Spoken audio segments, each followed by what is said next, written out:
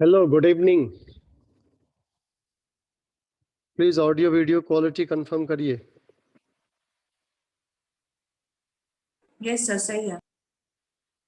ठीक ठीक। डिफरेंशिएशन का कोई प्रॉब्लम आपने अटेम्प्ट लिया हो, ना हो पाया हो तो बताएं। स्कंद, दिव्यांशु, यस सर। कोई प्रॉब्लम जो अटेम्प्ट लिया और ना हो पाया हो?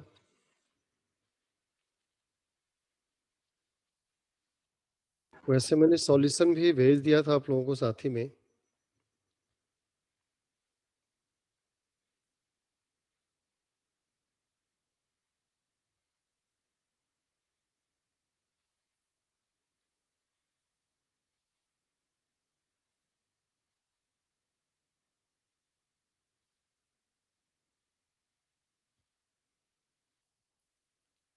यदि ऐसा नहीं है तो फिर मैं इंटीग्रेशन स्टार्ट करता हूं। फिर चलिए, डिफरेंशिएशन आप अटेम्प्ट नहीं ले पाए तो जल्दी ले लीजिएगा इंटीग्रेशन के एंड तक, क्योंकि इंटीग्रेशन हो जाने के बाद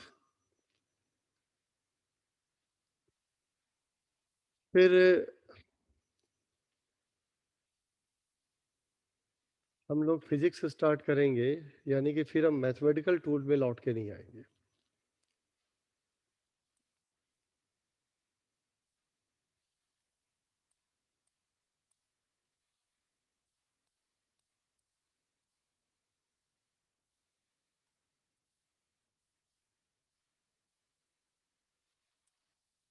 देखिए, मोटे तौर पे यदि आप बात करें तो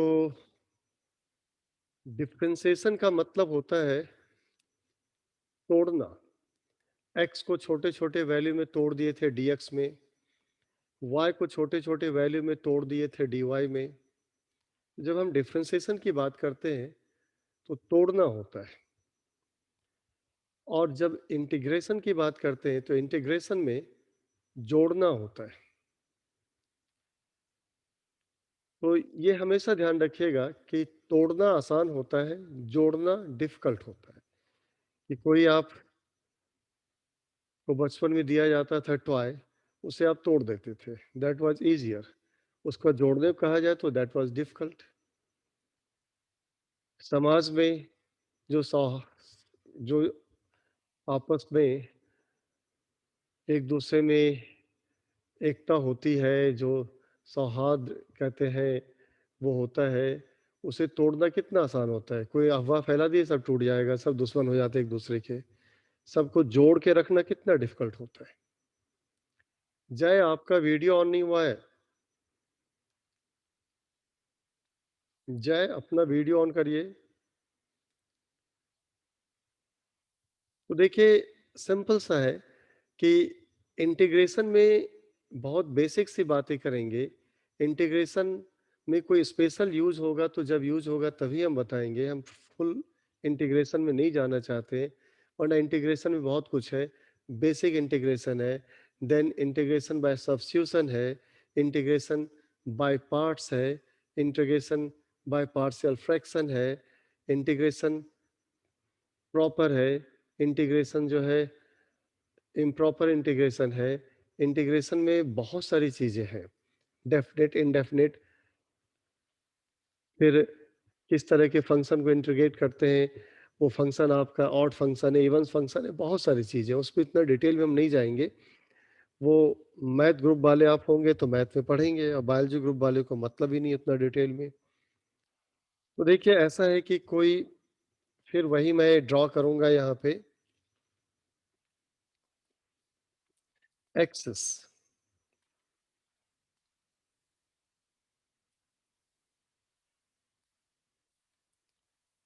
एक्स एक्सेस, वाई एक्सेस, और मान लीजिए कि कोई ग्राफ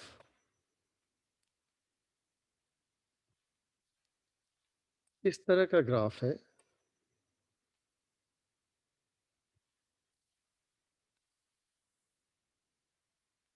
कोई ग्राफ ऐसा है, मान लीजिए, शेप कुछ भी हो सकता है, मैं तो ऐसे ही ड्रॉ कर दिया।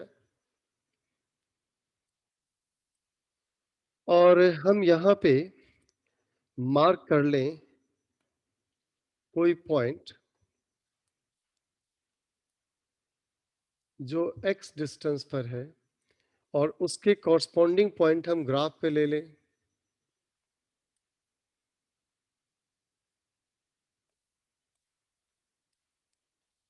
अब x को एक बड़े से वैल्यू से, अब आगे फिगर में मैं कुछ करूंगा, आप अभी चेंज मत करिएगा, समझाने के लिए सिर्फ हो कि x को बड़े से वैल्यू से हम चेंज कर दे, मान लीजिए डेल्टा x से बढ़ा दें, x को डेल्टा x से बढ़ा दिया और उसके लिए हम यहाँ पे एक पॉइंट, उसके कॉरस्पॉन्डिंग पॉइंट ग्राफ पे लेंगे और फिर कुछ इस तरह से मिल जाएगा।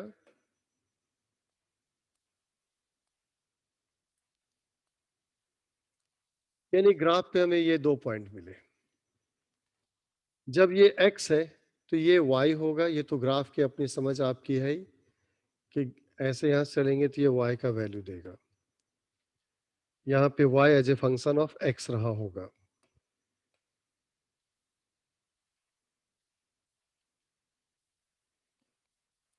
तो x का वैल्यू रखेंगे तो y क्या मिलेगा, वो ग्राफ से ऐसे मिल गया। अब यदि आपसे ये कहा जाए कि आप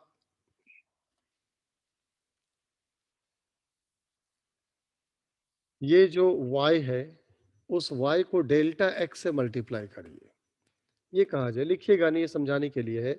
फिगर में भी अभी आप समझिए, जो प्रॉपर फिगर होगा इसके बाद आएगा, जो आपको नोट डाउन करना है। यदि हम ये y इंटू डेल्टा एक्स करें तो y इंटू डेल्टा एक्स क्या होगा, यदि हम ऐसे एक रेक्टेंगल बना लें इस तरह से, इस तरह से हम एक रेक्टेंगल बना लें, ये तो y into D X, Y into delta X है, not D X, Y into delta X जो होगा ये रेक्टेंगल का एरिया होगा। क्यों, ये रेक्टेंगल जो बना है उसमें y रेक्टेंगल का लेंथ है और डेल्टा एक्स रेक्टेंगल का विड्थ है या ब्रेड्थ है, तो लेंथ इंटू ब्रेड्थ ये हो जाएगा y इंटू डेल्टा एक्स, इस रेक्टेंगल का एरिया हो जाएगा, यदि y इंटू डेल्टा एक्स लिखते हैं। अब हम यहाँ क्या करेंगे कि ये जो डेल्टा एक्सिस को छोटा करेंगे, छोटा और छोटा और छोटा ऐसे करते जाएंगे। इसमें एक बात पे गौर करिएगा, मैं इस एरिया की बात यदि आपसे करूं, ये वाला एरिया जो ग्राफ के ऊपर इतना सा एरिया है, अभी तो एरिया पूरे रेक्टेंगल का लेना है, लेकिन अब जरा हम डेल्टा एक्स को छोटा करते हैं। डेल्टा एक्स को छोटा करेंगे तो मान लीजिए कि ये करीब आ गए, डेल्टा एक्स ये हो जाएगा, छोटा कर दिया इतना सा हो जाएगा, छोटा कर दिया, तो अब आप कह लेंगे कि y इंटू डेल्टा एक्स करेंगे तो y इंटू डेल्टा एक्स में आपका ये वाला एरिया होगा। यदि हम एरिया की बात करें तो ये एरिया होगा, ये वाला, ये area y into delta x में, डेल्टा एक्स हमने छोटा किया है, लेकिन जब डेल्टा एक्स छोटा करेंगे तो ये जो ग्राफ के ऊपर का एरिया ये वाला है, ये देखिए छोटा हो गया है, ग्राफ के ऊपर का एरिया। अब आप कहेंगे यदि हम और करीब आ जाए, और करीब आ जाते हैं, यहाँ आ गए, ये डेल्टा एक्स मान लीजिए होता है ये, अब ये y है, y इंटू डेल्टा एक्स करेंगे तो नेचुरली एरिया तो पूरे रेक्टेंगल का होगा ये, y इंटू डेल्टा एक्स, लेकिन उसमें जो ये वाला एरिया है ये देखिए कितना छोटा हो गया। आप गौर करें कि जैसे जैसे हम डेल्टा एक्स को छोटा करते जा रहे हैं, ग्राफ के ऊपर का एरिया छोटा होता जा रहा है। अब डेल्टा एक्स इतना छोटा करें कि delta X tending to zero हो, तो इसी को डी एक्स लिखा जाता है, delta X tending to zero, यानी डेल्टा एक्स का वैल्यू वेरी वेरी स्मॉल हो तो इसी को डी एक्स लिखते हैं। तो जब ये बहुत करीब आ जाएगा लाइन, कि आप कह लेंगे कि ये लाइन बहुत ही करीब ले आए, जैसे हम delta X tending to zero, तो लगभग ये लाइन, मैं तो फिर भी गैप दिखा रहा हूं, ये लाइन इस पे ओवरलैप करने वाली कंडीशन में ऑलमोस्ट आ जाएगा, डेल्टा एक्स की जगह डी एक्स होगा, डेल्टा एक्स डी एक्स। अब यदि y इंटू डी एक्स लिखेंगे तो y इंटू डी एक्स ये एरिया होना चाहिए, लेकिन इस पूरे एरिया में, रेक्टेंगल के एरिया में, वो एरिया जो आपका इस ग्राफ के ऊपर है, इतना सा एरिया, ये एरिया नेग्लिजिबल सा नहीं दिख रहा, मैं तो फिर भी गैप दिखा रहा हूँ। एक्चुअल में इमेजिन करें, वो फिगर ड्रॉ ही नहीं हो सकता कि डेल्टा एक्सटेंडिंग टू जीरो, यानी ये लाइन ऑलमोस्ट इस लाइन को टच कर रहा है, ऑलमोस्ट। डेल्टा एक्स जीरो नहीं, लगभग जीरो है, ये ऑलमोस्ट इसे टच करेगा। तो जो y इंटू डी एक्स लिखेंगे तो ये एरिया में ये वाला एरिया नेग्लिजिबल होगा। तो मैं ये कहना चाह रहा हूं कि y इंटू डी एक्स में एरिया सिर्फ होगा ग्राफ के नीचे और x एक्सिस के बीच का। ग्राफ के ऊपर जो एरिया होगा वो area tending to zero, negligible area होगा, जब हम डेल्टा एक्स की जगह डी एक्स लिखेंगे तो मैं यहां जो फिर आपको समझाना चाह रहा था, ये तो मैंने कहा था कि ये आप अभी ड्रॉ करिए नहीं, या चलिए पूरा फिगर में दोबारा ही बना देता हूं, जो आपको नोट करना है। ये y एक्सिस है, ये x एक्सिस है, इस पे y को प्लॉट किया जो x पे डिपेंड करता है, x का फंक्शन है। मान लीजिए आपने कहा कि ग्राफ कुछ ऐसा है, फिर हमने कहा कि यहाँ पे x का कोई वैल्यू लें, x का कोई वैल्यू ले लेते हैं, चलिए।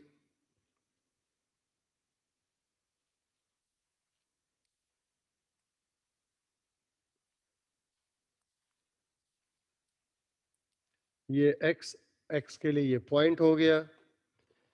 अब यहां से हम लोग ग्राफ तक पहुंचे, जब ग्राफ तक पहुंचेंगे तो ग्राफ पे ये पॉइंट मिलेगा, और आपको अच्छी तरह से मालूम है कि यहां से जब हम यहां आएंगे तो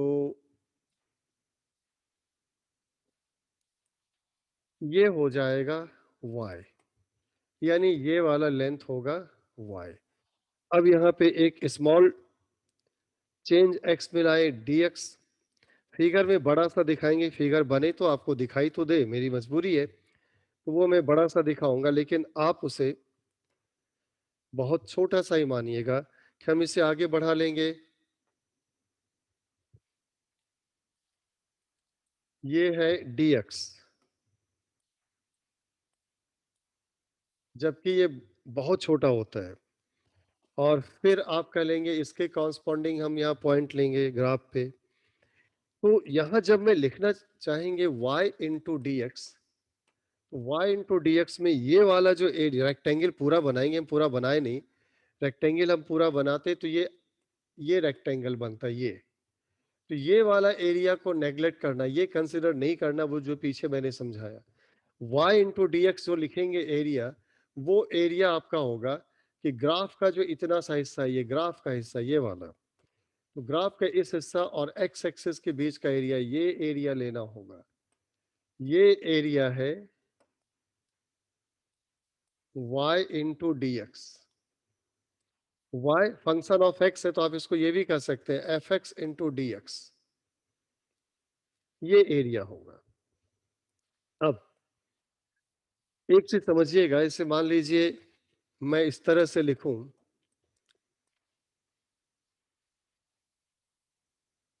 कि delta x one plus delta x two plus delta x three plus delta x four, ऐसे भी हम लिखते चले जाए एंड सो ऑन। इसको अलजेब्रा में कहा जाता है सिग्मा किसका, डेल्टा एक्स का, sigma delta x. Sigma delta X का मतलब होता है डेल्टा एक्स के छोटे छोटे, डेल्टा एक्स का जो भी वैल्यू उसका सम, इसे सिग्मा डेल्टा एक्स कहा जाता है। लेकिन यदि मैं इन सबको वेरी स्मॉल लेता, D x one plus D x two plus D x three plus D x four and so on, इसे ऐड करेंगे तो इसे सिग्मा नहीं लिखा जाता है, इसे लिखा जाता है, इंटीग्रेशन का साइन लेंगे dx, ये इंटीग्रेशन का साइन है, तो dx का इंटीग्रेशन तो है वो एडिशन ही। dx का इंटीग्रेशन का मतलब होता है dx1 dx2 dx3 dx4 का सम। अब यहाँ ये तो समझाने के लिए लिया था, यूज तो यही होगा। तो इंटीग्रेशन का मतलब होता है सम।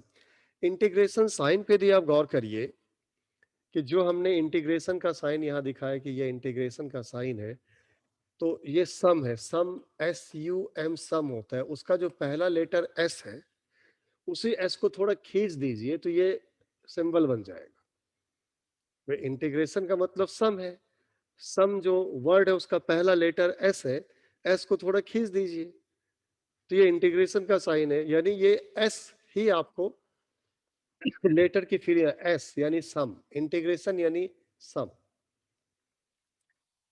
ये तो इसका मीनिंग था। अब यहां पे हम जो y dx इंटीग्रेशन है, y dx इसी को इंटीग्रेट कर दें, यानी y है F x function of x, F x D x को इंटीग्रेट कर दें। अब y dx क्या था? y dx था एक छोटा सा एरिया था जिसको लिखेंगे छोटा सा एरिया डी ए। यानी यहां पे कह लेंगे y dx इंटीग्रेशन या F x D x integration, ये एक्चुअली में आपका हो गया D a integration. Area graph में आप इंटीग्रेट कर रहे हैं, डी ए इंटीग्रेशन है। लेकिन जब आप ऐड करेंगे यानी इंटीग्रेट करेंगे तो कहना होगा ना कहां से कहां तक ऐड करेंगे, कहां से कहां तक ऐड करेंगे, तो उसको कहते हैं लिमिट। जैसे y dx इंटीग्रेशन में dx के लिए लिमिट होगा, dx में x है तो x का लिमिट होगा x1 से x2, यानी इंटीग्रेट करना है x1 से x2। x1 से x2 फिगर में देखिए क्या है, वो हम समझा देते हैं आपको फिगर में कि मान लीजिए कि ये वाला पॉइंट जो है x1 डिस्टेंस पर है, ये वाला पॉइंट जो है ये x2 डिस्टेंस पे है। तो y dx इंटीग्रेशन x1 से x2, x1 क्या होगा ये लोअर लिमिट, x2 क्या होगा upper limit, lower limit upper limit. तो इसका ये मतलब हो गया कि डीए इंटीग्रेशन है और डीए इंटीग्रेशन इस ग्राफ में है और ये कहां से कहां तक है x1 से x2। यानी x1 से x2 के बीच में जितने भी छोटे छोटे एरिया होंगे सबको ऐड करना होगा। जैसे आप कह लें, जैसे ये छोटा सा एरिया था ना, तो यहां मान लीजिए एक छोटा सा एरिया है, कि ये छोटा सा एरिया है,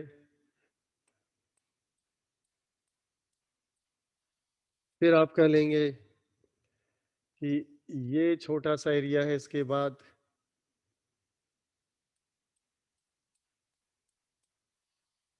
फिर आप कह लेंगे कि ये छोटा सा एरिया इसके बाद है,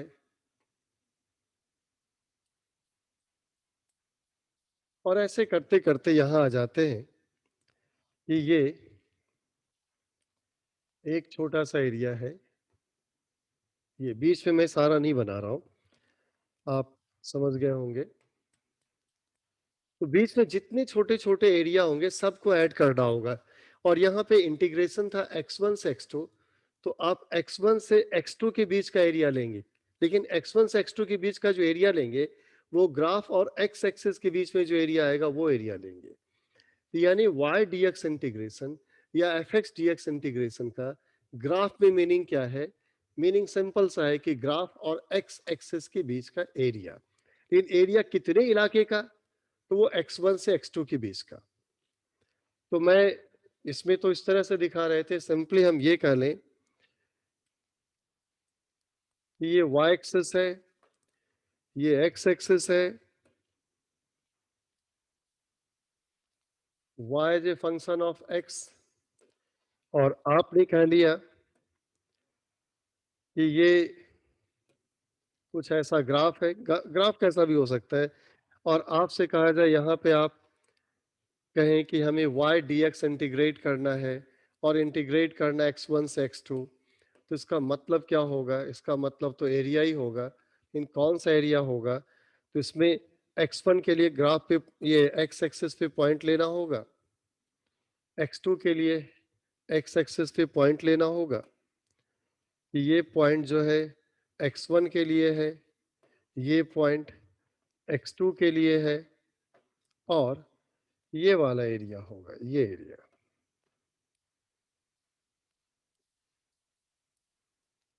ये हो जाएगा y dx इंटीग्रेशन x1 से x2।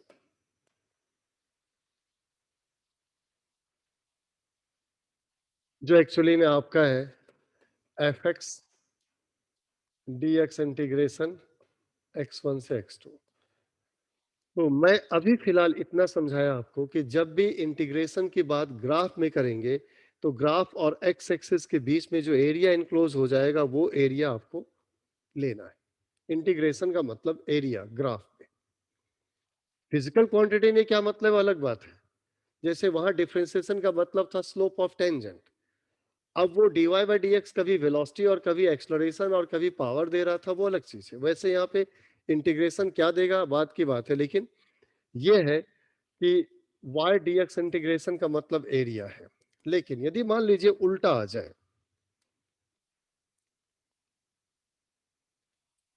कि उल्टा आ जाता, आपसे ये कहा जाता कि ये y है, ये x है और ये आपका ग्राफ है और यहाँ पे y dx इंटीग्रेशन ना करके कहा जाए x dy इंटीग्रेशन। देखिए जब dx था तो x का लिमिट लिया था कहां से कहां तक। जब dy है तो y का लिमिट लेंगे कहां से कहां तक। जब dx था तो x का लिमिट कहां से कहां तक, जब dy था तो y का लिमिट कहां से कहां तक। जब y dx था, y dx इंटीग्रेशन था तो ये एरिया था ग्राफ और x एक्सिस के बीच में। और जब x dy इंटीग्रेशन होगा तो ये एरिया होगा ग्राफ और y एक्सिस के बीच में। चलिए यहाँ पे हम जरा y1 y2 ये दो पॉइंट ढूंढ लेते हैं। क्या आपने कह लिया, ये दो पॉइंट इस तरह से है।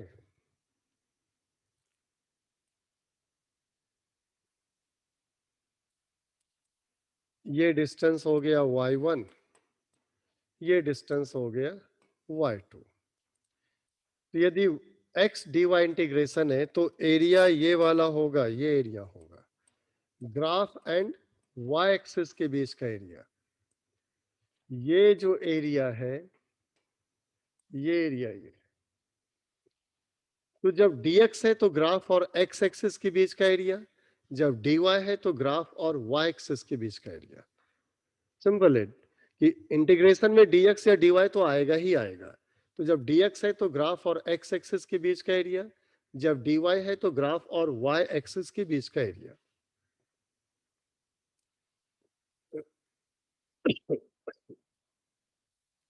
अब इसके बाद कि कहेंगे कुछ एग्जाम्पल दीजिए, आप पढ़ेंगे 11वीं क्लास में फिजिक्स में वर्क। वर्क होता है फोर्स और डिस्प्लेसमेंट ds का इंटीग्रेशन s1 से s2। वर्क होता है एफ ds इंटीग्रेशन s1 से s2। तो एफ ds ये होता है, ये पढ़ेंगे आप। तो यदि ऐसा है तो यहाँ पे किस ग्राफ की बात होगी, फोर्स एंड डिस्प्लेसमेंट ग्राफ की बात होगी। किस पे फोर्स, इस पे डिस्प्लेसमेंट लेंगे। अब force as a function of displacement रहा होगा वो तो प्रॉब्लम में दिया जाएगा। मान लीजिए आपने कहा कि ग्राफ कुछ ऐसा बन गया और यहाँ पे कहा जा रहा है S1 से S2। मान लीजिए ये पॉइंट S1 है, ये पॉइंट S2 है। तो S1 से S2 जाने में कितना वर्क होगा, ये तो मतलब हुआ। S1 के कॉरस्पॉन्डिंग पॉइंट ग्राफ पे लेंगे, S2 के कॉरस्पॉन्डिंग पॉइंट ग्राफ पे लेंगे और वर्क होना था F D S integration S1 to S2। तो आप कह लेंगे ये वाला एरिया होगा, ये एरिया होगा F D S integration S1 से S2 यानी वर्क। ये एरिया वर्क हो जाएगा। फिर आप कह लेंगे एक दो और एग्जांपल देख लीजिए इंटीग्रेशन से और क्या मिलता है। वर्क मिलता है इंटीग्रेशन से इंटीग्रेशन से आपको मिलता है इम्पल्स, ये जे से लिखते हैं, ये होता है F D t integration, F D t integration. तो ये जो फोर्स और पोजीशन ग्राफ था या फोर्स एंड डिस्प्लेसमेंट ग्राफ था या फोर्स एंड टाइम ग्राफ होगा, dt है तो इसमें लिमिट टाइम का होगा t1 से t2।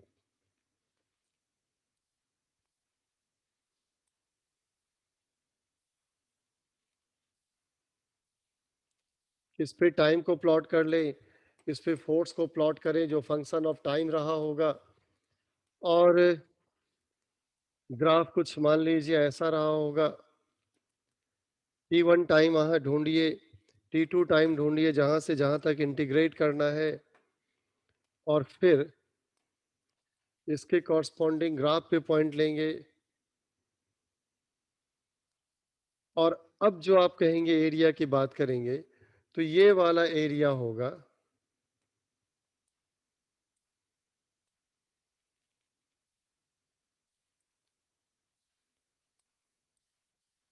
ये एरिया हो जाएगा F D t integration t1 से t2, और इसी को इम्पल्स कहेंगे। बहुत सारे फिजिकल क्वांटिटी हैं, जब फिजिक्स में एंटर करेंगे तब देखेंगे, लेकिन ये इससे आइडिया लग गया कि हमें इंटीग्रेशन का मतलब ग्राफ में क्यों सीखना है, क्यों जरूरी है।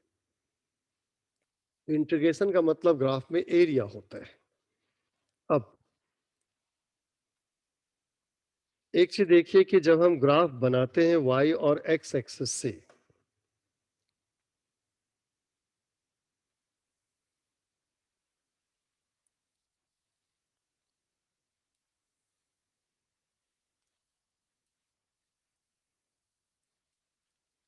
कि ये y, ये x है, y is a function of x है, तो एरिया यदि पहले वाले क्वाड्रेंट में है, कि एरिया दूसरे वाले क्वाड्रेंट में है, कि एरिया तीसरे वाले क्वाड्रेंट में है, कि एरिया चौथे वाले, डिपेंड करता है ना, इसको फर्स्ट क्वाड्रेंट, इसको सेकंड क्वाड्रेंट, इसको थर्ड क्वाड्रेंट, और इसको आप फोर्थ क्वाड्रेंट कहते हैं एक्सेस वाले सिस्टम में।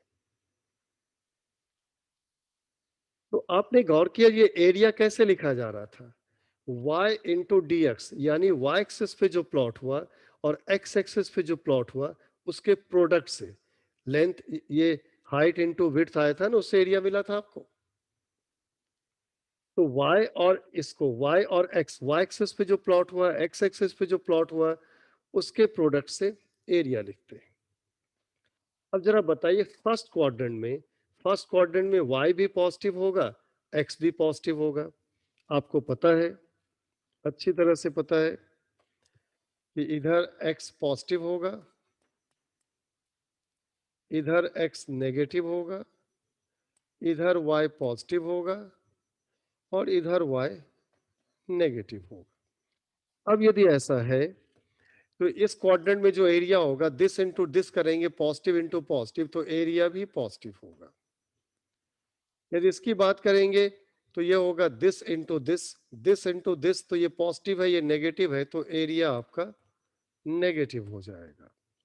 इसकी बात करेंगे दिस इंटू दिस, दोनों नेगेटिव है, ये भी नेगेटिव, ये भी नेगेटिव, तो दिस इंटू दिस, तो एरिया पॉजिटिव हो जाएगा।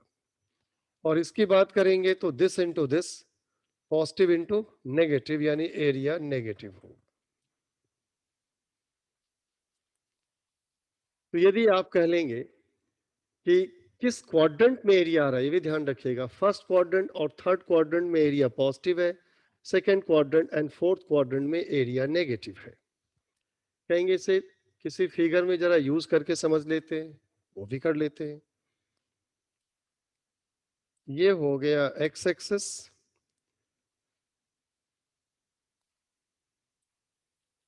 ये है एक्स एक्सिस, और ये है वाई एक्सिस।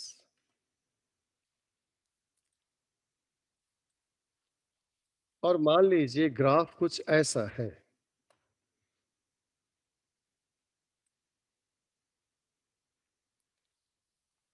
और आपसे कहा जाए कि आप यहाँ पे y dx इंटीग्रेशन करिए x1 से x2, तो ये कोई एरिया होगा कौन सा एरिया होगा वो सॉल्व करना है। फिर आपसे ये कहा जा रहा है कि x1 x2 कहाँ है, देखिए तो मैं जानबूझ के x1 यहाँ और x2 यहाँ लेता हूँ। ये x1 वाला है, ये x2 वाला है। अब आप कह लेंगे x1 के कॉरस्पॉन्डिंग पॉइंट ग्राफ पे लेंगे, x2 के कॉरस्पॉन्डिंग पॉइंट ग्राफ पे लेंगे, तो एरिया कौन सा मतलब का होगा। तो ये एरिया लेना होगा,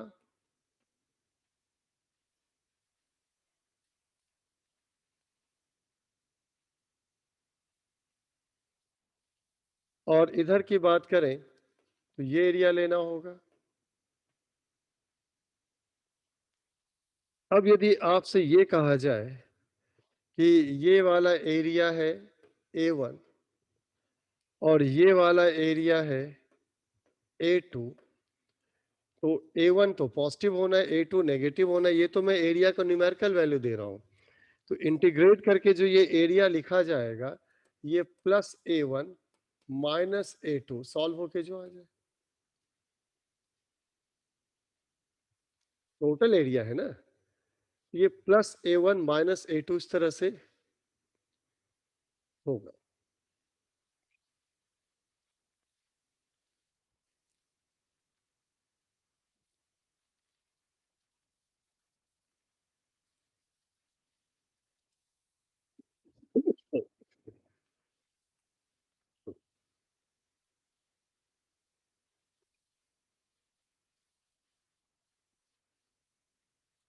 यानी ग्राफ अलग अलग क्वाड्रेंट में चला जाए तो लिमिट पे ध्यान दीजिएगा कि आपको कहां से कहां तक का एरिया लेना है। यदि सारा एरिया एक ही क्वाड्रेंट में, तो एक ही साइन होगा, जिस क्वाड्रेंट में होगा उसके अकॉर्डिंग। और एरिया का अलग अलग हिस्सा हो जाता है, अलग अलग क्वाड्रेंट में आ जाता है, तो उसको उस क्वाड्रेंट के अकॉर्डिंग साइन देना होगा, पॉजिटिव नेगेटिव जो भी साइन होगा।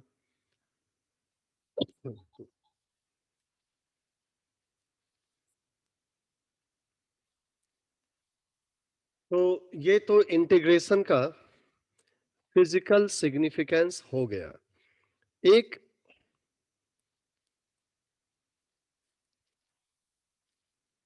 बेसिक सा मिस्टेक होता है, जरा वो बता देता हूं। वो मैं बहुत डिटेल में नहीं जा रहा हूं, ये आपको फिजिक्स में हीट एंड थर्मोडायनेमिक्स में आएगा। इस पे वॉल्यूम को प्लॉट करें और इस पे प्रेशर को प्लॉट करें। P प्रेशर है, प्रेशर ऑफ गैस, और V वॉल्यूम है। P प्रेशर है, V वॉल्यूम है, और गैस को दबाइए, कंप्रेस करिए, गैस को एक्सपेंड करिए। तो गैस को कंप्रेस करें, गैस को एक्सपेंड करें, इस प्रोसेस में गैस कितना वर्क करता है, तो वर्क का फॉर्मूला होता है P dV इंटीग्रेशन। अब चूंकि dV है तो लिमिट होगा वॉल्यूम का, तो V1 से V2। P dV इंटीग्रेशन, ये वर्क का फॉर्मूला पढ़ेंगे हीट एंड थर्मोडायनेमिक्स में। और हीट एंड थर्मोडायनेमिक्स में गैस को जब एक्सपेंड कराते हैं या कॉन्ट्रैक्ट कराते हैं, यानी कि कंप्रेस करते हैं, तो गैस कितना वर्क करता है उसका फॉर्मूला है। अब क्या इसमें ध्यान रखने वाला है, क्योंकि मैं एरिया समझा रहा था, तो एरिया से लोगों को कंफ्यूजन हो जाता है एक जगह, तो मैं वही एक्सप्लेन करना चाह रहा हूँ कि मान लीजिए कि ये पीवी ग्राफ है, और पीवी ग्राफ में ये हो गया V1, ये हो गया V2। तो V1 से V2 इंटीग्रेट करने का मतलब वॉल्यूम बढ़ता हुआ है, वॉल्यूम बढ़ता हुआ है, तो ये साइन आएगा। प्रेशर तो पॉजिटिव है ही, प्रेशर कभी नेगेटिव होता ही नहीं, कभी नहीं होता है, प्रेशर पॉजिटिव है। अब यदि एक्सपेंशन होगा, एक्सपेंशन होगा तो वॉल्यूम बढ़ेगा, तो चेंज इन वॉल्यूम पॉजिटिव होगा, ये प्रोडक्ट पॉजिटिव होगा, यानी वर्क जो ग्राफ में एरिया आएगा वो एरिया पॉजिटिव होगा। तो यहाँ पे भी हम कह लेंगे कि V1 से और V2 से ग्राफ तक पहुंचे। तो ये जो एरिया होगा आपका, ये एरिया,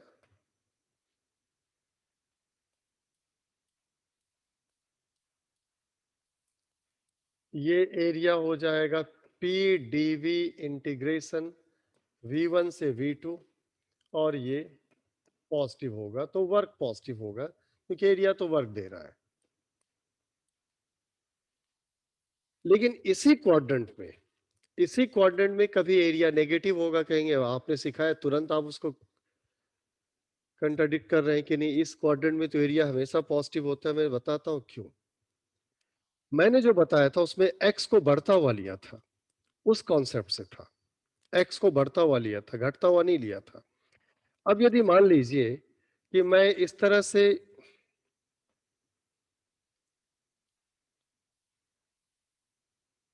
आपका इस पे प्रेशर लिया है, इस पे वॉल्यूम है, ग्राफ में चलिए वैसा ही ड्रॉ कर लेता हूं जैसा पहले था। ये ग्राफ है और ग्राफ में एरो ऐसा बना, देखिए यहां भी ग्राफ में एरो बनाया था, यहां ऐसे बना दे, उल्टा एरो है। तो जब ग्राफ में ऐसा एरो था, इसका मतलब है वॉल्यूम बढ़ता हुआ लेंगे, प्रॉब्लम एक्सपेंशन का है। ग्राफ में एरो बनाए तो वॉल्यूम बढ़ता हुआ लेंगे, प्रॉब्लम एक्सपेंशन का। और जब एरो ऐसा लेंगे तो वॉल्यूम घटता हुआ लेंगे, ये कंप्रेशन का होगा। अब यदि यहां कहा जाए कि वर्क फाइंड करिए, वर्क होगा पी डीवी इंटीग्रेशन, डीवी है तो वॉल्यूम का लिमिट होगा, और V1 से V2 ना कह के यहाँ V2 से V1 कहना होगा, बड़े वॉल्यूम से छोटे वॉल्यूम तक आना होगा। यदि मैं यही वाला V1 V2 ले रहा हूं तो आप कह लेंगे कि ये हो गया V1, ये हो गया V2, और फिर V1 के लिए ग्राफ पे पॉइंट, V2 के लिए ग्राफ पे पॉइंट, और फिर ये वाला एरिया।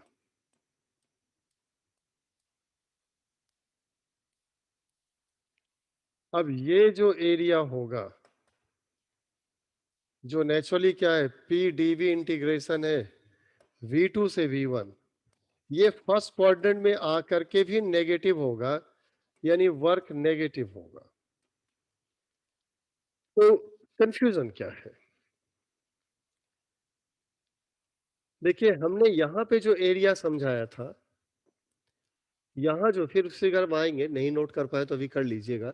इस फिगर में जब थे तो यहाँ पे हम ऐसे एरो बनाए कि हम ऐसे चलते हुए, ऐसे चलते हुए, ऐसे चलेंगे तो y बढ़ेगा, ऐसे चलेंगे तो x बढ़ेगा, तो ये भी पॉजिटिव, ये भी पॉजिटिव, तो इस एरिया में y into D x positive, उस हिसाब से कहा था। ऐसे चले, ऐसे चले, ठीक। अब यहाँ पे क्या है, यहाँ प्रेशर वॉल्यूम ग्राफ सिर्फ फर्स्ट क्वाड्रेंट में ही होता है। Pressure volume graph second quadrant, third quadrant, fourth quadrant में हो ही नहीं सकता, क्योंकि प्रेशर नेगेटिव यानी जीरो से कम प्रेशर नहीं संभव है। वॉल्यूम नेगेटिव, जीरो से कम वॉल्यूम नहीं संभव है। तो जीरो से कम प्रेशर नहीं हो सकता, जीरो से कम वॉल्यूम नहीं हो सकता, तो यानी ना प्रेशर नेगेटिव होगा ना वॉल्यूम नेगेटिव होगा, दोनों पॉजिटिव होगा, तो ग्राफ तो इसी में रहेगा। तो थोड़ा सा ये अलर्ट रहिएगा। वो तो एक मोटे तौर पे आपको समझाएंगे सभी लोग, मैथ वाले सर भी, एरिया यहाँ पॉजिटिव यहाँ नेगेटिव, लेकिन फिजिक्स में थोड़ा देखिएगा, जिस क्वाड्रेंट में भी हो उसमें ये तो पॉजिटिव है, ठीक है। अब ये इधर से इधर गए तो ये बढ़ा है, ये पॉजिटिव है, ये बढ़ा है, तो चेंज इन वॉल्यूम पॉजिटिव होगा, मल्टीप्लाई करेंगे दिस इनटू दिस, क्योंकि ये y इंटू एक्स नहीं है, ये y इंटू एक्स नहीं है, y इंटू डी एक्स है। y का साइन तो इससे मिल जाएगा पॉजिटिव, y का साइन ये पॉजिटिव है, लेकिन dx का मतलब x नहीं होता है, x में चेंज होता है। तो जब y dx इंटीग्रेशन करते हैं तो y का साइन लेंगे, लेकिन dx में x का साइन नहीं लेंगे, x में चेंज का साइन लेंगे। अब यदि ऐसे गए, x एक्सिस पे ऐसे गए तो x बढ़ेगा तो dx पॉजिटिव, तो y पॉजिटिव है। ऐसे गए x बढ़ेगा तो x में चेंज पॉजिटिव होगा। ये सबको मालूम है कि जब कोई फिजिकल क्वांटिटी इंक्रीज करता है तो उस फिजिकल क्वांटिटी में चेंज को पॉजिटिव कहते हैं, जब कोई फिजिकल क्वांटिटी डिक्रीज करता है उस फिजिकल क्वांटिटी में चेंज को नेगेटिव कहते हैं। तो आप ये कह लेंगे कि y तो पॉजिटिव है और यहाँ पे x बढ़ने से dx पॉजिटिव होगा, तो प्रोडक्ट यानी ये एरिया पॉजिटिव होगा। लेकिन यदि x घटता तो y तो पॉजिटिव है, x घटेगा तो x में चेंज, dx नेगेटिव होगा, तो पॉजिटिव इंटू नेगेटिव यानी इंटीग्रेशन से जो एरिया आएगा वो नेगेटिव होगा। तो बेसिक यदि फिजिक्स में चले, मैथ में ठीक है, वो काट के बता देंगे ये क्वाड्रेंट में पॉजिटिव, इस क्वाड्रेंट में नेगेटिव, ठीक है। लेकिन जब इसे फिजिक्स में यूज करेंगे तो आप थोड़ा अलर्ट रहिएगा कि पहले आपको लेना इसका साइन, इधर है तो पॉजिटिव, इधर है तो नेगेटिव, वाई की बात कर रहा हूं, इसका साइन, और इसमें चेंज का साइन लेना, बढ़ रहा है तो पॉजिटिव, घट रहा है तो नेगेटिव, उस तरह से लेना। तो ये तो एरिया की साइन, वैसे मैं जब फिजिक्स में यूज करूंगा ना तो आपको बार बार याद दिलाऊंगा, आप बिल्कुल परेशान ना हो, वो धीरे धीरे करके आप सीख जाएंगे, अच्छी तरह से एक्सपर्ट हो जाएंगे जब हम यूज करेंगे एरिया लेना। तो चलिए अब आता है हाउ टू इंटीग्रेट, कैसे इंटीग्रेट करेंगे। तो मेजॉरिटी ऑफ केसेस में आप देखिएगा कि वैसे भी इंटीग्रेशन डिफरेंशिएशन का उल्टा है। यदि किसी को डिफरेंशिएट करके मिला है कुछ तो इंटीग्रेट करके फिर वही लौटाएंगे। मान ली किसी खिलौने को तोड़ दिए तो जो मिला टुकड़े उसको जोड़ देंगे तो फिर से खिलौना मिल जाएगा ना, हो जाएगा ना। किसी चीज को तोड़ दिया, भाई कुछ भी उसको तोड़ दिया तो क्या मिला, फिर उसको जोड़ दिया वैसे ही, तो फिर से वही मिल जाएगा ना। जैसे कहेंगे कि मैं साइन थीटा को डिफरेंशिएट करूंगा तो माइनस कॉस थीटा होगा, साइन थीटा को difference sorry plus cos theta, sine theta को डिफरेंशिएट करेंगे तो प्लस कॉस थीटा होगा, तो कॉस थीटा को इंटीग्रेट करेंगे तो साइन थीटा हो जाएगा। उल्टा इंटीग्रेशन डिफरेंशिएशन का उल्टा है। तो कुछ देखिए फॉर्मूला है, एक है कि y equals to x to the power n हो तो y dx इंटीग्रेशन यानी x to the power n dx integration, इसका फॉर्मूला होता है x to the power n plus one divided by n plus one. लेकिन ये तभी सही है applicable only when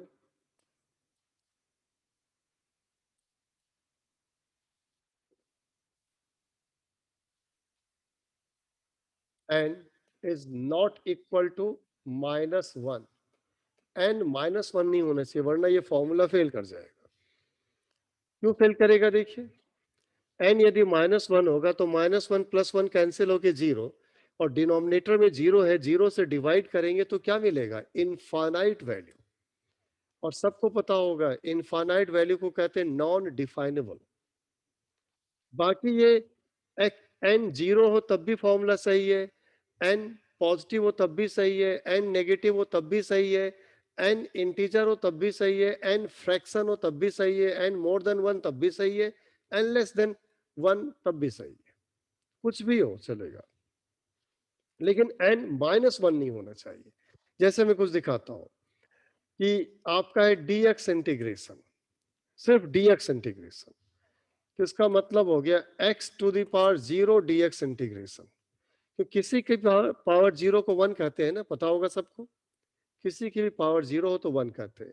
तो dx इंटीग्रेशन यानी ये, और ये है तो क्या हो जाएगा x to the power zero plus one upon zero plus one, यानी ये हो गया x।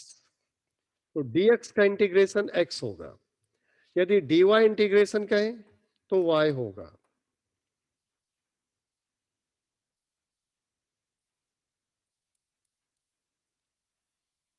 dz इंटीग्रेशन कहें z होगा, dt इंटीग्रेशन कहें t होगा। अभी देखा ना dx इंटीग्रेशन सॉल्व होकर x आया, तो dy इंटीग्रेशन y होगा, dz इंटीग्रेशन z होगा, dt इंटीग्रेशन t होगा। अब एक बात और ध्यान रखिएगा कि ये जो फॉर्मूला होता है ना, इसमें मैंने इंटीग्रेशन का लिमिट नहीं लिया है। क्योंकि इंटीग्रेशन का लिमिट नहीं लिया है तो यहाँ पे इसको कहते हैं इनडेफिनिट इंटीग्रेशन, कहां से कहां तक इंटीग्रेट करना है पता नहीं है, इसको इनडेफिनिट इंटीग्रेशन कहेंगे। और तब यहाँ पे प्लस एक कांस्टेंट लेते हैं c, जिसको कहते हैं इंटीग्रेशन कांस्टेंट। ये लेकिन बात तभी होगी जब इंटीग्रेशन इनडेफिनिट हो। स्कंद आप बिल्कुल नहीं दिख रहे हैं मुझे, तो क्लियर हो गया कि जब देखिए मैंने यहाँ पे इंटीग्रेशन का लिमिट नहीं लिया था, तो जब इंटीग्रेशन का लिमिट नहीं लिया है तो ये इंटीग्रेशन इनडेफिनिट इंटीग्रेशन है। वी आर नॉट श्योर कि कहां से कहां तक इंटीग्रेट करना है, इनडेफिनिट इंटीग्रेशन। और जब इनडेफिनिट इंटीग्रेशन है तो आपको एक कांस्टेंट प्लस सी लेना होगा। यहां भी इनडेफिनिट था तो प्लस सी लेना होगा, यहां भी लिमिट नहीं लिया प्लस सी लेना होगा, यहां भी लिमिट नहीं लिया प्लस सी, यहां भी लिमिट नहीं लिया प्लस सी। फिर मान लीजिए आपसे कहा जाए कि X cube D x integration है, तो ये हो जाएगा X to the power 3+1/3+1 plus C तो रहेगा ही, यानी हो जाएगा x4/4 प्लस सी। कोई कहेंगे under root X D x integration है, इसका मतलब हो गया x to the power half D x integration, तो ये हो जाएगा x to the power half plus 1 upon half plus 1 plus C, और ये हो जाएगा x to the power 3/2 divided by 3/2 plus C, यानी फाइनली आ जाएगा 2/3 x to the power 3/2 plus C. ये ऐसे लिख लेंगे। फिर देखिए यदि ये होता 1/√x dx इंटीग्रेशन, ऐसा होता तो ये हो जाता है x to the power minus half, क्योंकि अंडर रूट डिनोमिनेटर में है, dx इंटीग्रेशन ये हो जाता है x to the power minus half plus 1 divided by minus half plus 1 plus C, यानी हो जाता है x to the power plus half और नीचे भी प्लस हाफ प्लस सी, यानी 2√x हो जाता प्लस सी।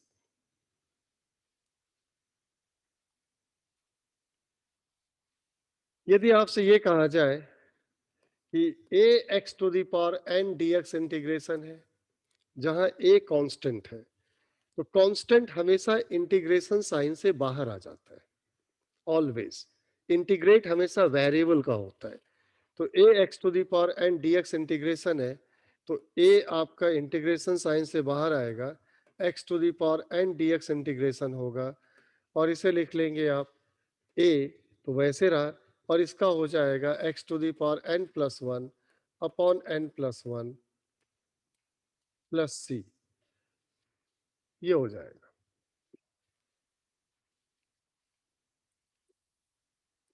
यदि ऐसा हो a x to the power n b x to the power m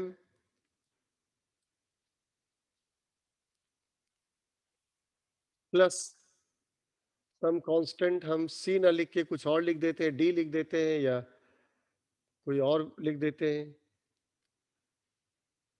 तो मान लीजिए कि हमने इसे लिख दिया, या चलिए कोई न्यूमेरिकल वैल्यू लिखते हैं +5, और ये इनटू dx इंटीग्रेशन है, तो इसको ऐसा करना होगा कि ये हो गया a x to the power n dx plus b x to the power m dx plus 5 dx का इंटीग्रेशन, ये हुआ। अब आपको क्या करना होगा, इसे ब्रैकेट को तोड़ दीजिए, तो a x to the power n dx integration plus b x to the power m dx integration plus 5 dx integration. a constant है, बाहर आएगा x to the power n dx, b constant है, बाहर आएगा x to the power m dx, 5 constant है, बाहर आएगा dx integration a, ये हो जाएगा x to the power n plus 1 upon n plus 1, b x to the power m plus 1 upon m plus 1 plus 5, और dx का integration x होगा और बाकी प्लस c, क्योंकि इनडेफिनिट इंटीग्रेशन है।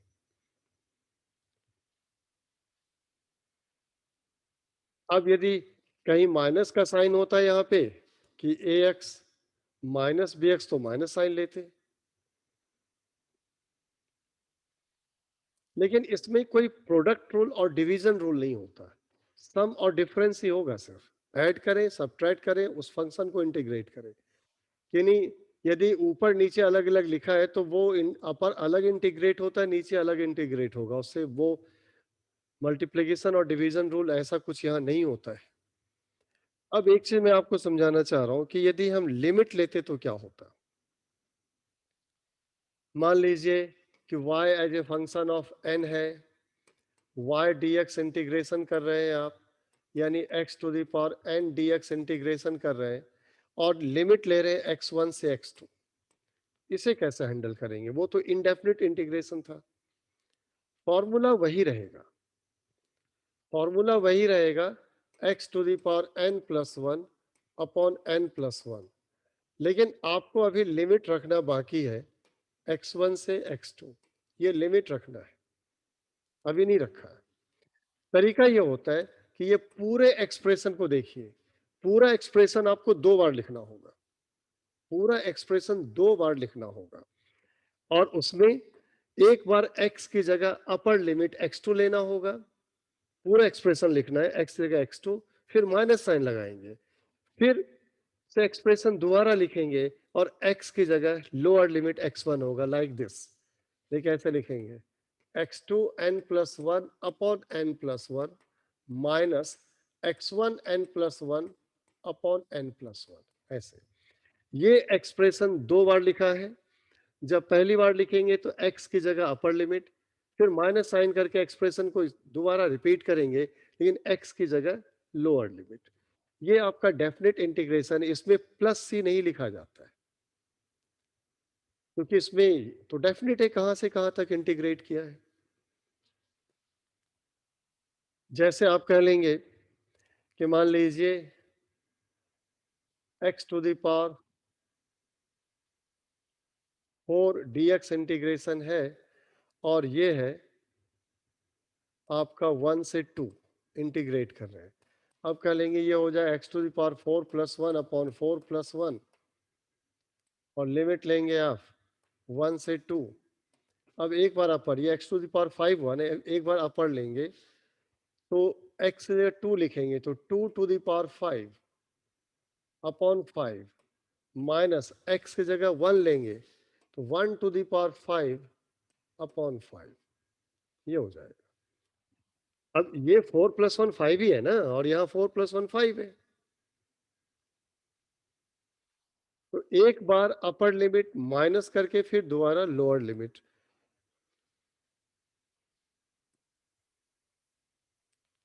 और कुछ टर्म है, जैसे साइन थीटा का डिफरेंशिएशन होता था कॉस थीटा या साइन एक्स का कॉस एक्स, तो कॉस एक्स डीएक्स इंटीग्रेशन है तो ये हो जाएगा साइन एक्स। मैं प्लस सी वगैरह नहीं लिख रहा हूँ, वो आप देखिएगा कि डेफिनेट इनडेफिनेट, फिजिक्स में इनडेफिनेट तो कुछ होता ही नहीं है। फिजिक्स में सारे इंटीग्रेशन डेफिनेट इंटीग्रेशन होंगे, कहाँ से कहाँ तक करना उसमें कोई डाउट नहीं है। तो cos x dx का इंटीग्रेशन sin x कैसे याद रखेंगे? इसे डिफ्रेंशिएट करते तो ये मिलता, इसे डिफ्रेंशिएट करते तो ये मिलता, तो इसको इंटीग्रेट करेंगे तो ये मिलेगा। फिर आप कह लेंगे sin x dx इंटीग्रेशन, ये हो जाएगा माइनस cos x। क्यों? cos x का डिफ्रेंशिएशन माइनस sin x होता था, cos x का डिफ्रेंशिएशन माइनस sin x होता था, यहाँ माइनस sin x तो नहीं है, तो इसीलिए मैंने माइनस cos x लिखा कि cos x का डिफरेंशिएशन माइनस sin x होगा और फिर माइनस माइनस ये प्लस sin x हो जाएगा। तो sin x dx का इंटीग्रेशन होगा माइनस cos x। कहेंगे sin cos के बाद tan आता है, tan वाला डायरेक्टली नहीं लिख सकते क्योंकि tan किसका डिफरेंशिएशन है आपको पता ही नहीं है, नहीं पता है। हाँ ये लिख सकते हैं sec square x dx integration, तो ये हो जाएगा tan x, क्योंकि tan x का डिफरेंशिएशन था sec स्क्वायर x।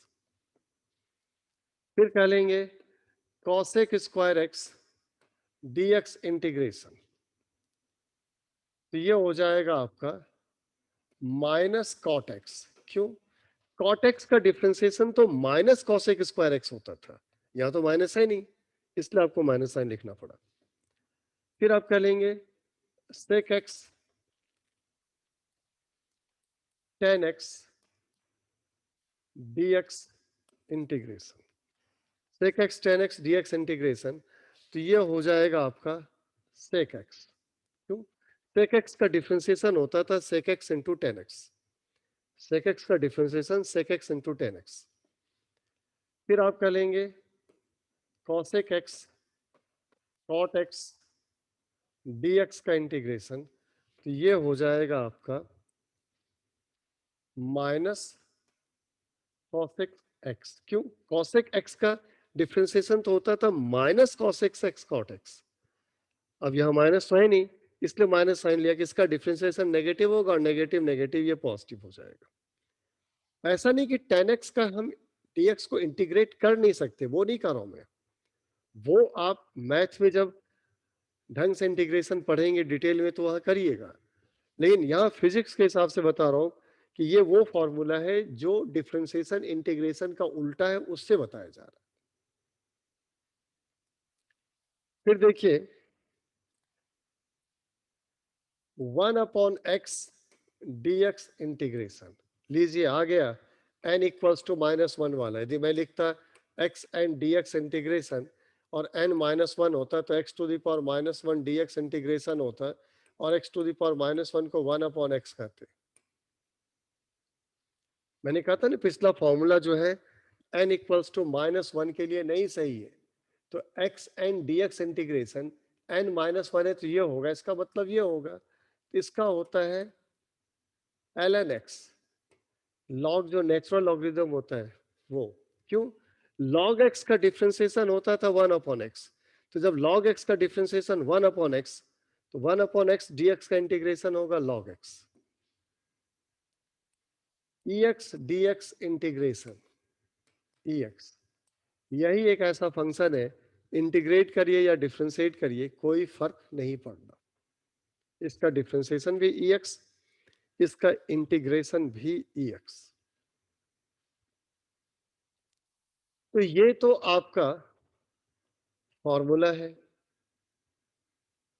जो स्टैंडर्ड फॉर्मूला जो मैं ऐसा आपको असाइनमेंट दूंगा उस पे हम इसके अलावा भी और सारे फॉर्मूले देंगे जो कि हम फिजिक्स में डायरेक्टली यूज करेंगे, जो आपको पीडीएफ फॉर्म में मिलेगा। अब देखिए कि मान लीजिए कि आपने कहा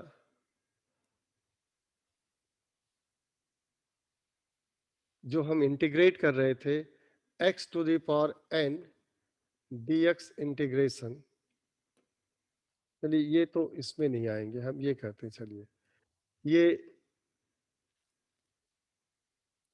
साइन x dx इंटीग्रेशन, अभी अभी क्या देखा आपने, cos x।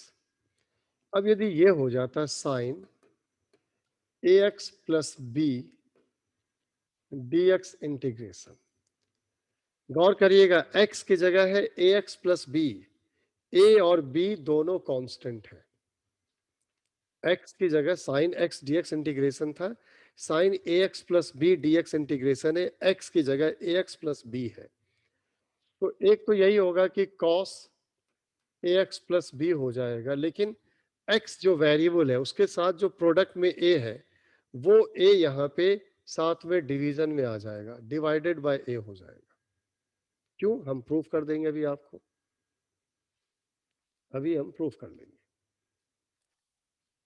ये इसकी जगह ये था ऐसे लिख दिया, लेकिन ये जो x के साथ कांस्टेंट प्रोडक्ट में है, वेरिएबल के साथ जो प्रोडक्ट, वो 1 करके आ जाएगा। थोड़ा सा पेशेंस रखिए तो मैं समझाता हूं कैसे। Sine ax plus B dx integration करना था, मैं तो चाहूंगा ये फॉर्मूला याद रखिए और याद रखना ही पड़ेगा आपको, लेकिन फिर भी हम आपको दिखाते हैं। जो मेथड उसको कहते हैं सब्स्टिट्यूशन मेथड, सब्स्टिट्यूट करेंगे कैसे, हम यहाँ पे मान लेंगे ax प्लस बी को हम t मान लें से, t का मतलब टाइम नहीं, बस कोई वेरिएबल है, t का मतलब टाइम नहीं है, कोई वेरिएबल है, तो ax प्लस बी को t मान लिया। अब बोथ साइड को डिफ्रेंशिएट कर लें तो a x का हो जाएगा dx, b कांस्टेंट है 0 और t का हो जाएगा dt, यानी a dx equals to dt, यानी dx हो गया 1/a dt। ये हो।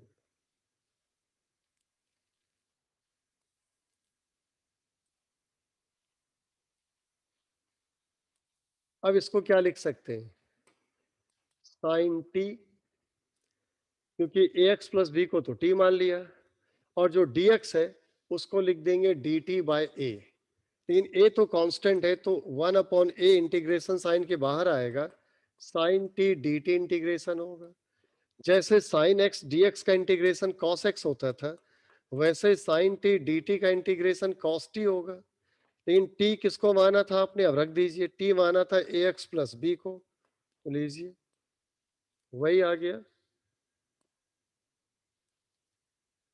यही वाला आ गया ना।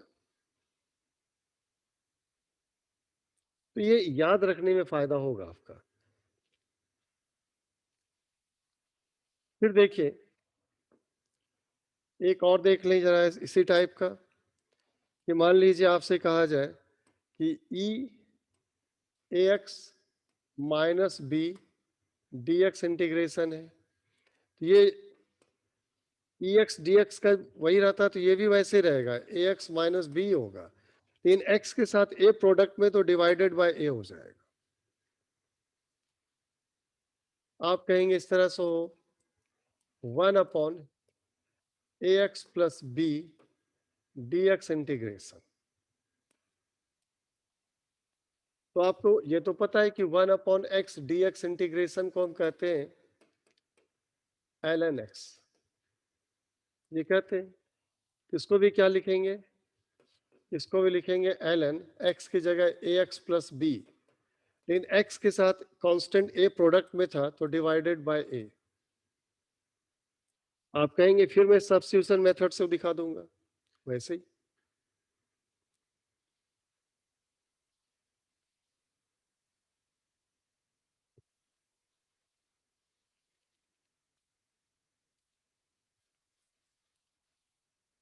देखिए लॉग का जिक्र चल रहा है, तो लॉग हम कई जगह यूज करेंगे, और लॉग आपको कितना आता है मुझे नहीं मालूम। तो कुछ फॉर्मूला है लॉग के लिए, मैं दिखाता हूं कि l n m into n, इसका मतलब होता है l n m plus l n n. Log में जब ये प्रोडक्ट होता है तो ऐसे लिखा जाता है l n m by n, इसे लिखा जाता है l n m minus l n n. Log जिक्र होता है इसमें कर रहा हूं। फिर यदि है log L N X to the power A, इसको लिखा जाता है A L N x.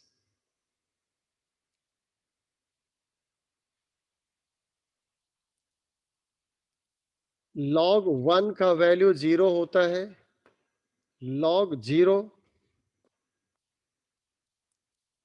Definable नहीं होता है, लॉग इन्फिनिटी डिफाइनेबल नहीं होता है, लॉग के अंदर नेगेटिव वैल्यू नहीं होता है, वो डिफाइनेबल नहीं हो, कुछ भी लॉग के अंदर नेगेटिव ये भी डिफाइनेबल नहीं होगा। तो log 1 का वैल्यू 0 होता है, log 0 non definable, log infinity non definable, log के अंदर नेगेटिव है तो नॉन डिफाइनेबल। नेगेटिव का log नहीं लिया जा सकता, हमेशा log पॉजिटिव का ही लिया जाता है। log को यदि पलट देंगे कि l n m upon n है, यदि इसे लिखना चाहेंगे तो ऐसे लिखेंगे minus l n n upon m, जब पलटेंगे तो माइनस साइन आ जाता है। प्रूफ दूं, देखिएगा प्रूफ सिर्फ l n m upon n क्या होता है, l n m minus l n n होता है, ये l n m upon n l n m minus l n n होता है, और ये माइनस ये होता है l n n minus l n m. लेकिन जब नेगेटिव साइन अंदर ले जाते तो ये भी तो हो जाता है l n m minus l n n, तो दोनों बराबर हो गया ना, जब माइनस जाएगा तो ये माइनस माइनस प्लस, और ये माइनस हो जाएगा, ये हो जाएगा। तो जब भी अंदर वाले को पलटेंगे साइन नेगेटिव लेना होगा आपको, ये ध्यान रखिएगा।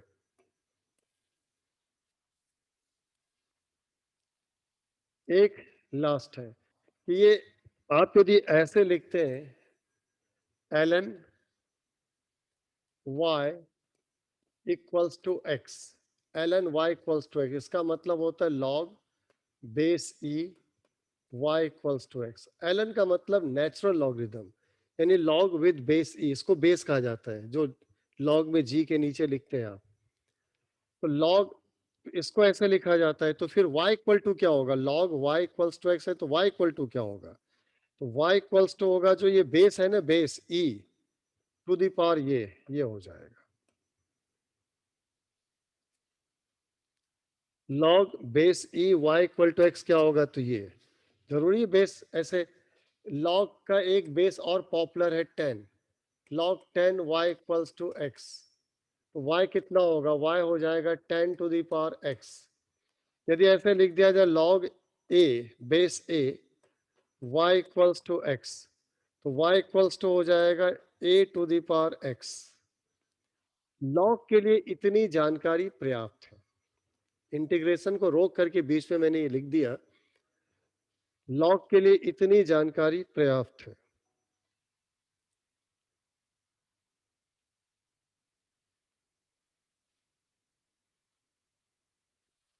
ये फोन देखियो कल के क्लास में।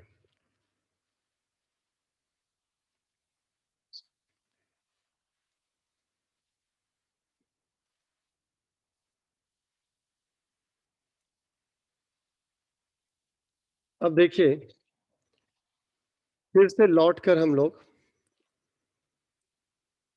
इंटीग्रेशन में आए।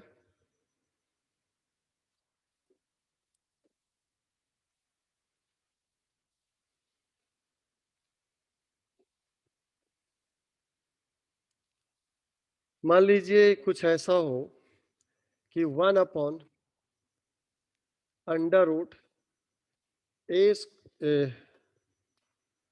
1 minus X square dx integration. अब मैं ये बताता तो हूं, लेकिन मैं ये सब आपको पीडीएफ फॉर्म में फॉर्मूला ही दे दूंगा, याद रखिएगा, इतना टाइम नहीं होगा। फिजिक्स में मैथ्स थोड़ी डिराइव करेंगे, फिजिक्स में तो डायरेक्टली यूज होगा ना। इसका इंटीग्रेशन करना है सब्स्टिट्यूशन मेथड, क्योंकि इसका कोई फॉर्मूला तो बताया नहीं। तो यहाँ पे ये होता है कि put x equals to sine theta, x को साइन थीटा मान लिया। अब पुट लिखें या x equal to sine theta से मान लिया, तो डिफ्रेंशिएट करेंगे तो dx क्या हो जाएगा, dx हो जाएगा आपका cos थीटा d थीटा, वो साइड को डिफ्रेंशिएट कर दिया, तो x से साइन थीटा तो dx होगा cos थीटा d थीटा। अब जरा पहले ये देखिए कि under root 1 minus X square इस हिसाब से होना क्या चाहिए, तो under root 1 minus X square होगा sine square theta. 1 minus sine square theta जो होता है वो कॉस स्क्वायर थीटा हो जाता है, तो कॉस स्क्वायर थीटा बाहर आके cos theta. 1 minus sine square theta जो होता है, आप ऐसे याद करिए ना, आपको ये तो पता होगा ना, cos square theta plus sine square theta equals to 1 होता है, यहां से आ जाए।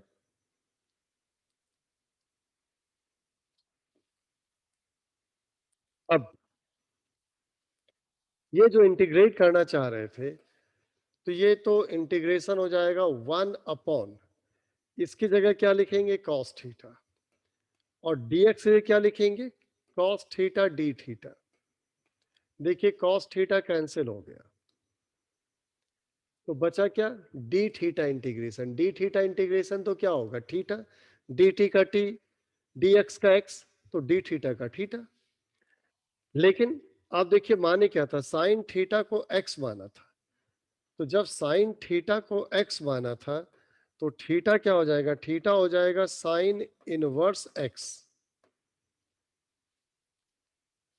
ये इनवर्स फंक्शंस आपको आता है समझ में लोगों को, साइन थीटा एक्स है तो थीटा को लिखेंगे साइन इनवर्स एक्स, इसको बोला था साइन इनवर्स एक्स, तो थीटा है ना, तो थीटा हो गया साइन इनवर्स एक्स। तो आपको जो मैं पीडीएफ फॉर्म में दूंगा असाइनमेंट, जिसमें फॉर्मूला भी होगा, उसमें ऐसा लिखा होगा, ऐसे देखिए इस तरह से 1/√1 minus X square dx integration सीधा लिखा होगा सामने साइन इनवर्स x, ऐसे लिखा होगा।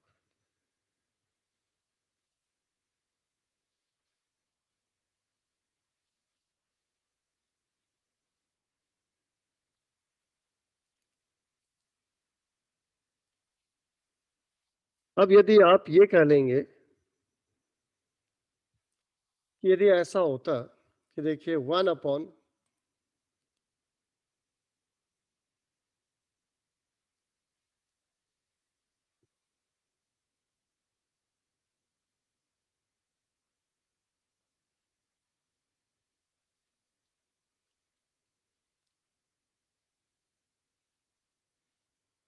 One upon 1 plus x square dx का इंटीग्रेशन,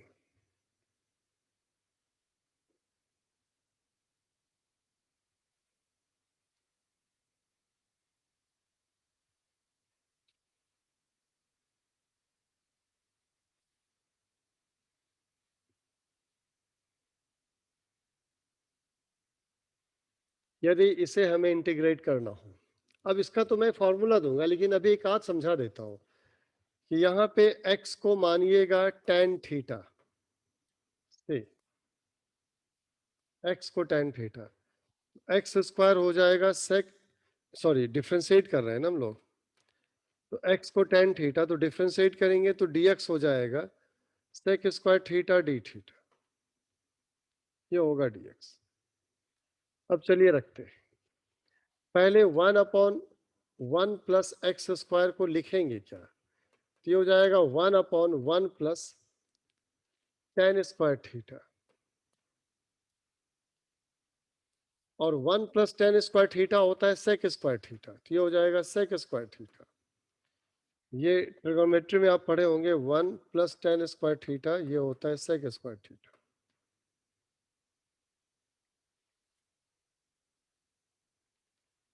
तो आप कहेंगे इसकी जगह जो लिखा जाएगा, इसकी जगह लिखा जाएगा 1/सेक स्क्वायर थीटा, इसकी जगह, और dx की जगह होगा sec square theta d theta.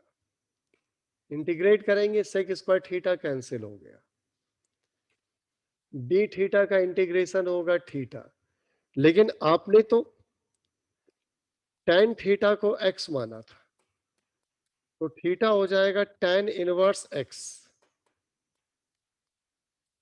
यानी tan इनवर्स x। तो ये तो समझाने के लिए था, जो आपको मिलेगा, जो मैं फॉर्मूला आपको दूंगा, वो सीधा ऐसे लिखा होगा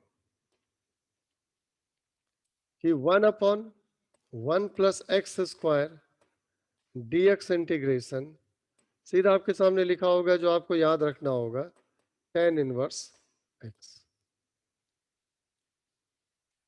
ऐसे बहुत सारे हैं जो आपको मिलेगा फॉर्मूला, ध्यान रखिएगा, लेकिन मेजॉरिटी जो यूज होगा, मेजॉरिटी वही यूज होगा जो मैंने पीछे बताया था, फॉर्मूला मेजॉरिटी में वही यूज होगा।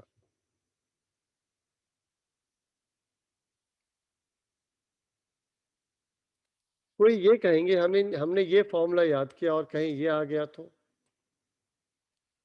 कि 1/a² plus x square dx integration, 1 नहीं है।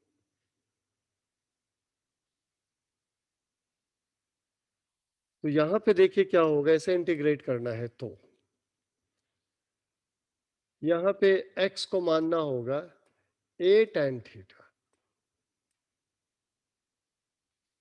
x को a tan थीटा, जिससे कि एक्स स्क्वायर हो जाएगा a² tan theta, a² common करके बाहर कर देंगे, कांस्टेंट है। ये ऐसे लिखेंगे, डिफरेंशिएट करेंगे बोथ साइड को, dx a वैसे रहेगा, ये होगा sec square theta d theta. अब यहां पे जब हम रखेंगे integration 1/a² plus x square, यानी a² tan स्क्वायर थीटा, और dx हो गया a sec square theta d theta. फिर आप कह लेंगे कि यहां से a² कॉमन लेंगे तो 1 प्लस tan स्क्वायर थीटा, और ये a sec square theta d theta. इससे एक a तो कैंसिल हो गया। अब a कांस्टेंट है तो बाहर आ गया 1/a। ये 1/1 प्लस टेन स्क्वायर थीटा होगा sec square theta, sec square theta d theta, ये कैंसिल हो गया। ये आएगा 1/a डी थीटा का इंटीग्रेशन, यानी 1/a थीटा। अब आप कह लेंगे कि हमने क्या माना था, देखिए x equals to a tan theta, तो tan थीटा हो गया x बाय a, तो थीटा हो गया tan inverse x by a। तो जब वो रखेंगे तो ये जो मैंने लिखा था कि इसको इंटीग्रेट करिए 1/a square plus x square d x integration, इसका जवाब क्या आएगा 1/a tan inverse x by a।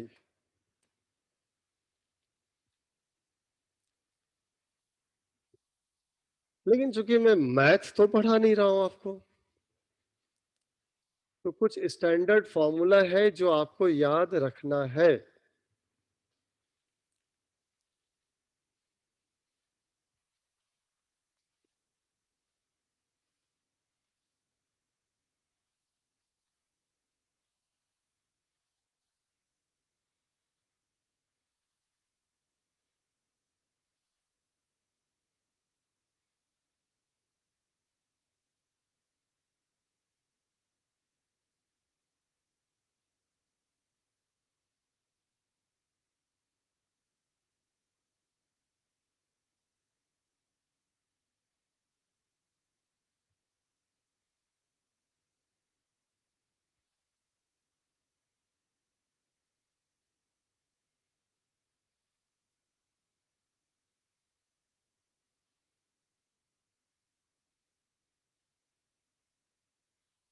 तो मैं क्लास के थोड़ी देर बाद आपको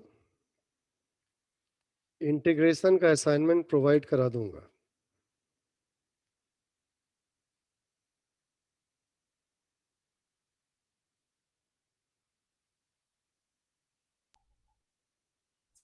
सर हाँ बोलिए। डिफरेंशिएशन के डाउट पूछने थे। किसके?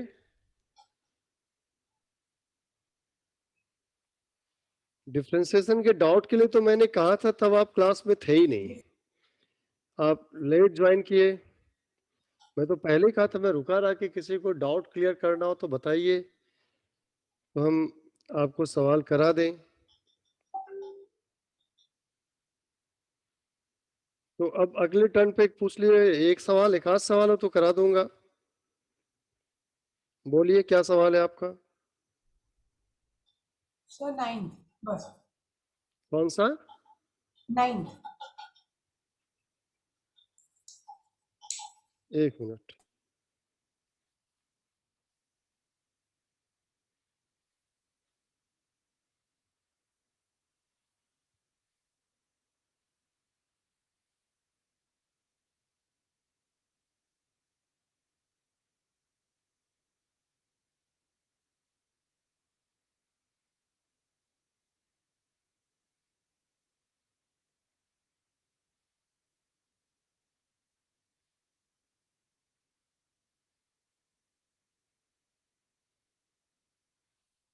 कौन सा था बताइए फिर से नंबर।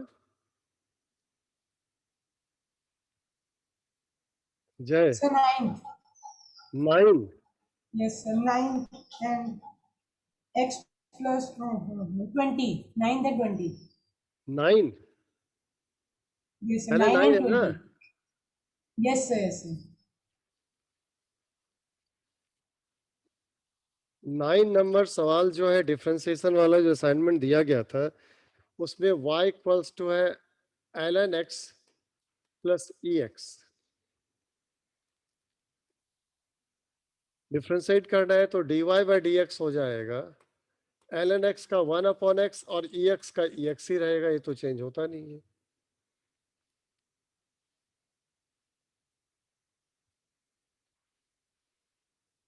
ln x का 1/x होता है, बताइए। EX का EX रह गया। दूसरा कौन सा बोला था आपने? 20? Sir, 20. हाँ, Yes, sir. 20 ना?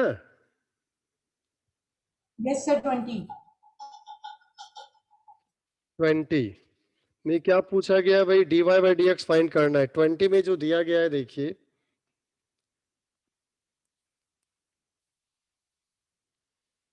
ट्वेंटी आपका है x प्लस वाई का स्क्वायर इक्वल्स टू 4। इसको लिखेंगे x square plus y square plus 2xy equals to 4। अब बोथ साइड को डिफ्रेंशिएट करेंगे, x बोथ साइड को x के रेस्पेक्ट में। एक्स स्क्वायर का 2x हो जाएगा, वाई स्क्वायर का 2y dy/dx होगा, प्लस 2 x इंटू वाई, ये प्रोडक्ट रूल आएगा, x इंटू वाई, तो x को वैसे रखेंगे dy/dx, y को डिफ्रेंशिएट किया, y को ऐसे रखेंगे, x को x के रेस्पेक्ट में dx/dx, तो 1 हो जाएगा, और इधर 4 का डिफ्रेंशिएशन 0, तो ये हो गया 2x plus 2y dy/dx plus 2x dy/dx plus y equals to 0। अब यहां से आप सॉल्व करेंगे, इससे dy/dx कॉमन आएगा, तो इससे 2 dy/dx कॉमन आएगा, 2 dy/dx कॉमन ले लें, तो ये बचेगा x प्लस वाई, और बाकी को इधर ले जाए तो बाकी हो जाएगा -2x माइनस वाई। इससे dy/dx आ गया -2x minus y upon 2 times x plus Y.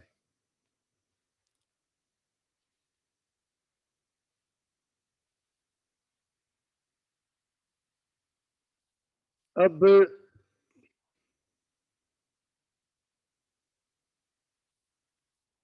इसको फर्दर सिंप्लीफाई करना है, तो आपको वैल्यू रखना होगा, इससे x plus y equals to 4 है, तो इसमें इतना मैं बेकार में ले गया, सॉरी। ऐसे भी कर सकते हैं, ये तो ऐसे आसान था, x plus y equals to 2 कर देते, x प्लस वाई स्क्वायर 4 है, x plus y equals to 2, plus 2 minus 2 दोनों चलेगा। अब डिफ्रेंशिएट कर देते, कहाँ इतना कर रहे थे, ये तो लेंदी हो गया, ऐसे कर लेते, तो ये हो जाता आपका x का x के रेस्पेक्ट में dx/dx 1 हो गया, y का x के रेस्पेक्ट में dy/dx हो गया, 2 कांस्टेंट है, प्लस या माइनस उसका डिफरेंशिएशन 0 हो गया, तो dy/dx आपका -1 हो गया। इस पे थोड़ी ना जाए, बहुत लंबा होगा, हमें x y का वैल्यू रखना पड़ जाएगा। सिंपल ये है, बहुत ही आसान है कि आपको दिया था x प्लस वाई का स्क्वायर इक्वल्स टू 4, आपने कह दिया x plus y equals to हो जाएगा +-2 और डिफरेंशिएट कर दिया।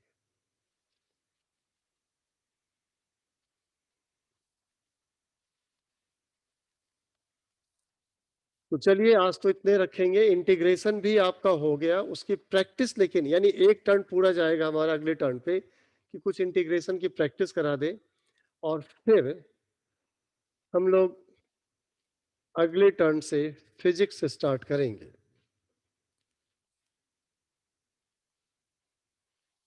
इसमें रिधिमा और आद्या आप लोग जा सकते हैं, जरा बाकी बच्चों से 2 मिनट बात करनी है। Thank you, sir. Welcome welcome.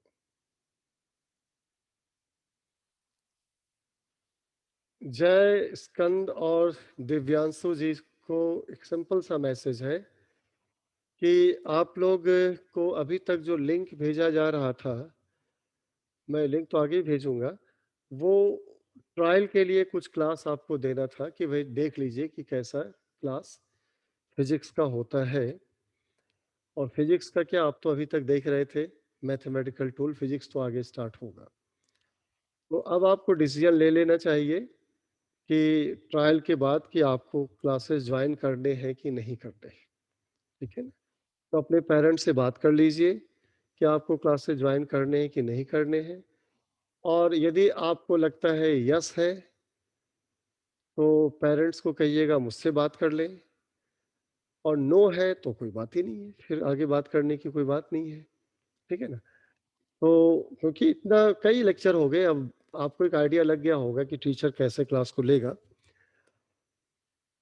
तो चलिए, फिर इतना ही बोलना था। तो आप लोग अपना ख्याल रखिए, अगले टर्न पे मिलते हैं डे आफ्टर टुमारो, यानी फ्राइडे को।